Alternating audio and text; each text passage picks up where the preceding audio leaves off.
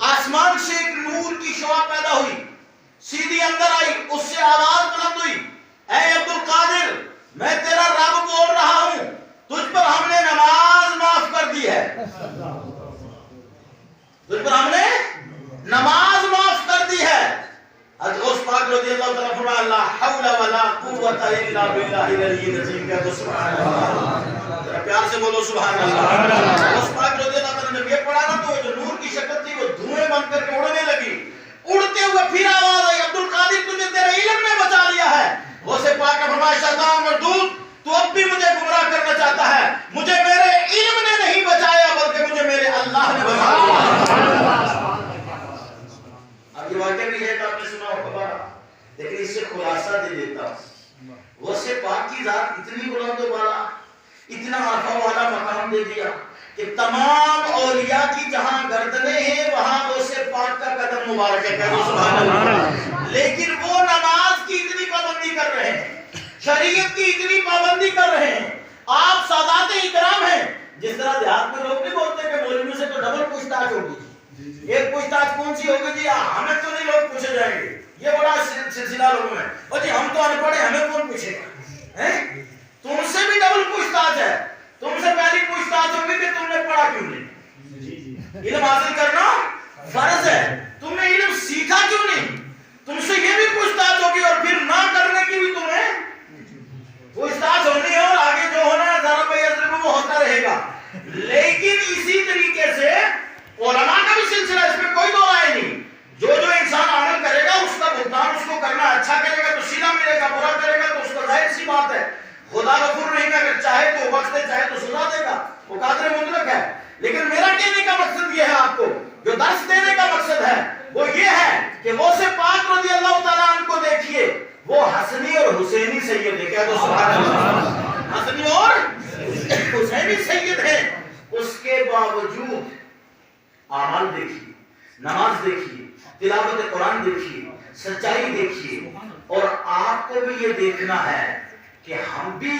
غوث پاک کی اولاد سے آتے ہیں، کہہ دو سبحان اللہ۔ مجھے یہ بتائیے بیٹا اگر غلط کام کرے وہ باپ کے سامنے جا سکتا ہے؟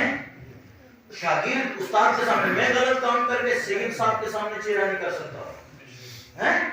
شاگرد ہونے کے علاوہ ہم جماعت کا ایک سلسلہ ہمارا علماء کا، پوری علماء سنت و جماعت کے علماء کرام جتنے ہیں سب کے قائد حضرت ہیں، ہم میں سے اگر کوئی غلطی کرے گا تو حضرت کے سامنے آتے ہوئے ہمیں شرم محسوس ہوگی، جھجک محسوس ہوگی کہ کس منہ سے جائیں گے حضرت کے سامنے۔ اسی طرح اولاد اگر ماں باپ کے سامنے جائے، دن میں کوئی برا کام کرے تو اندر جاتے ہوئے اس کو کبھی لگ جاتی ہے، 50 بار سوچتا ہے، جرت نہیں ہوتی ہے۔ میرے دوست یہ میں سمجھا رہا تھا آپ کو مثال دے کر کے، اسی طرح غور کرو، تم کثرت سے سادات اکرام ہو، جس طرح ہمارا کام اپنی جگہ ہونا ہی ہونا ہے، لیکن تم بھی غور کر لو، تمہارے لیے بخشش کا ذریعہ صرف لفظ سید یہ کافی نہیں ہوگا، بلکہ تمہیں حضور کی سنت کو بھی اپنانا ہوگا اور سیرت غوث پاک کو بھی سننا ہوگا۔ آج پر بالکل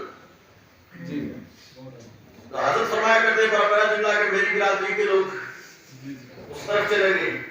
تو میری والے کو گولا پڑ گیا تو وہ آپ کو بھی ماننا چھوڑ گئے، نہیں سمجھ نہیں، تو میرے والے ادھر چلے گئے اور حضرت والے ادھر چلے گئے، بیچ میں جو تم بچے ہوئے ہو، تمہیں نماز کا بھی پتہ نہیں، تم مسجد کو آباد کرنے کا پتہ نہیں، علماء کے ساتھ کا پتہ نہیں۔ خدا کی عزت کی قسم یہ علماء اکرام ہیں جن کی قربانیاں ہیں، یہ اپنے تمام فصلوں کو نہیں دیکھتے، گھر کی ذمہ داریوں کو نہیں دیکھتے، الحمدللہ یہ ہمیشہ جب بھی ترجیح دیتے ہیں اپنی ملت کے لیے، دین کی خاطر حاضر ہو کر قربانی دینے کے لیے تیار رہتے ہیں۔ تو میرا آج پیغام رہے گا یہ، کیونکہ لمبی چوڑی تقریر نہیں کرنی، وہ اس طریقے سے لہجے میں آپ کو مخررانہ انداز میں گھماؤں اور گھنٹہ ایک لگاؤں اور اس کے بعد جناب والا آپ ریلیکس ہوں اور سنیں اور چلے جائیں۔ میرا مقصد آج آپ کو درس دینا ہے۔